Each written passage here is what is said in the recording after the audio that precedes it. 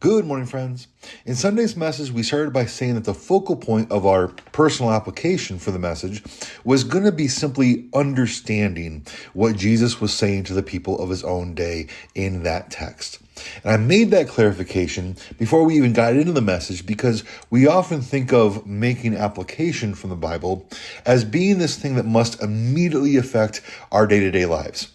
We read a text of scripture and we either see a principle in it that we need to live by and we need to change things right now, day by day, or we find an example that we need to emulate or an example we need to make sure we don't follow, and it's going to have this immediate impact. Our conduct is going to change because we have successfully applied the Bible.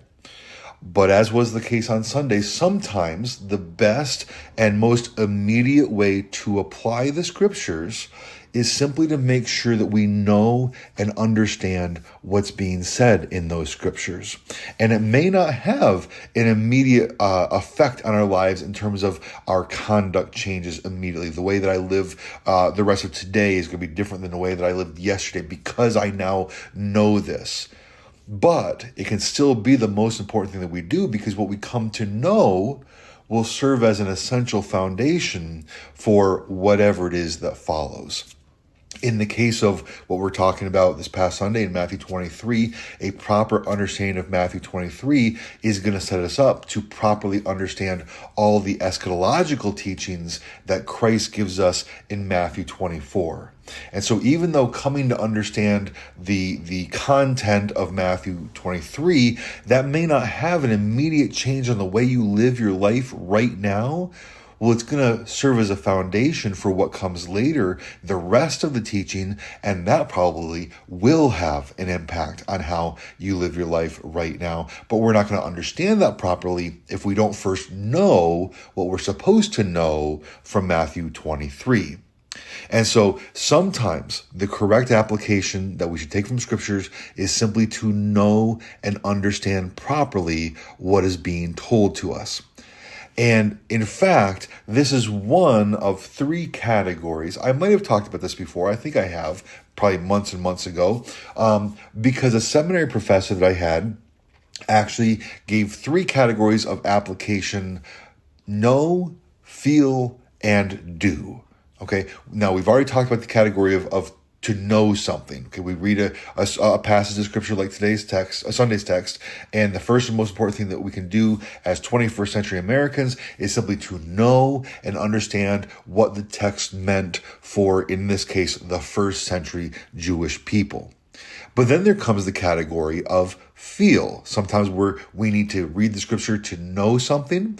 Other times we need to read the scripture so that we can feel something. And this actually might be a little bit surprising to hear coming from a conservative, reformed type pastor, and to hear that one of my seminary professors actually taught this, because many people think of conservative or reformed types as being those who don't have feelings, who don't think that feelings or emotions should be anywhere near our understanding of the Bible or our reaction to the Bible or how we apply things at all. But that's not true. Okay, we do need to feel something when we read the scriptures. It's just about order of priority, okay? Because we have these three categories of application: to know something, to feel something, to do something. And in any text that you might have, there's going to be times where one is more in focus than another. These things are not necessarily mutually exclusive. You read a text of scripture like this past Sunday, and it wants us to know something.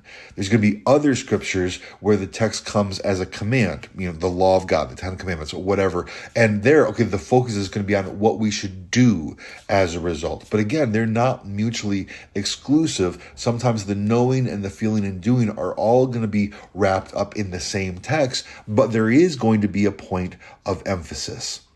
And so there absolutely is an appropriate category for how we apply the scriptures in terms of how we feel as a result. Take the Psalms as a pretty straightforward example of this. Psalm 51 in particular, I think a lot of the Psalms will do this, but Psalm 51 is where David repents before the Lord on account of his grievous sin against God and against Bathsheba and a whole bunch of other people. And as we read through that, we realize that there's no imperative in this text that tells the reader what the reader ought to do as a result of reading the text. Okay, we don't read Psalm 51 to immediately see what we ought to do. Okay.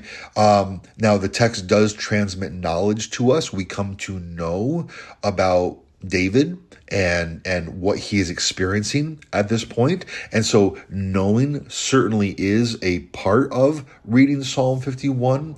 But I would say the main thing that we're supposed to do as a response to in applying Psalm 51 is that we're to experience the sorrow of sin along with David. He is expressing his sorrow for sin. He's expressing his desperation to be made clean from sin, that which is something only God can do.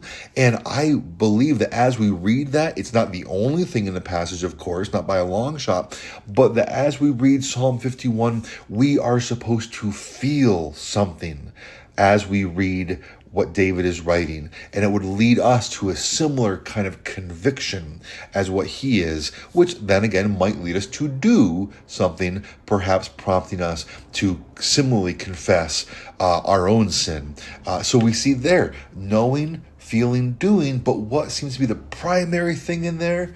Yeah, the experience, the feeling of reading David's confession, and then that will take us to other things. And so even there is an example of how all three categories are actually involved in Psalm 51, even though feeling seems to be the priority there. Now, again, you read the Ten Commandments, and that's not about feeling at all. It is about knowing, know the commandment. But of course, the primary thing is do it. Do observe and celebrate the Sabbath. Don't commit adultery. Okay. The primary thing is what you do or don't do. And so this all actually turns into another rather important tip on reading the scriptures and arriving at proper understandings and proper application. Okay. If we're reading along and all we're looking for is how we ought to feel, if that's the only thing we really care about as the reader, then we're going to come to the scriptures, and the scriptures that we're reading, that particular text might be most concerned with what we are to know. But if we don't really care about the knowledge, we just want the feeling, well, then we're going to miss the actual application that the scripture has for us. And of course, it is just the same in reverse. Going back to David's confession in Psalm 51. If I just want to know what doctrine I can get out of that passage, because of course that's where he says that he was, conceived in sin, essentially. And it's like, okay, well I want to know that I can use that to help reinforce my understanding of the doctrine of human depravity, that we are born sinful. That's just, I know that. And yeah, we can know that from that passage. But again, is that the primary focus of the passage? Is just that doctrine, knowing that? No, it's not. Again, we are supposed to feel something along with David as he pours his heart out regarding his sin and his desire to be made clean, that we would be experiencing the same desire right alongside of him. And so let's use this as an opportunity to put another tool in the tool belt of our Bible study habits. Read a passage, consider it, and even as you seek to deepen your understanding of what's going on in the passage, ask yourself what it appears the passage wants you to do. Or what kind of application, what category is it supposed to be? Does the passage want you to know something, to feel something, or to do something? And obviously, again, if all of those things are involved in there, what seems to be the primary thing? What's the primary thing that we ought to do? And then go from there. And so when we do this process, it will help us to identify what kind of application we're supposed to make from the scriptures, what our response ought to be, and therefore we will be helped and aided so that the application that we do come to is legitimate to the text, and we're not just making things up because that's what we want to focus on. This is a tool that will help us to focus on what the scriptures themselves are focusing on, which will keep us much closer to the truth, even if we don't get everything right, as opposed to going in with a preconceived notion that I want to feel this, or I want to know that, or whatever. Let the scriptures tell us what we're ought to, how we ought to respond to it. With that, I pray you have a good and godly day, and Lord willing, I'll see you soon.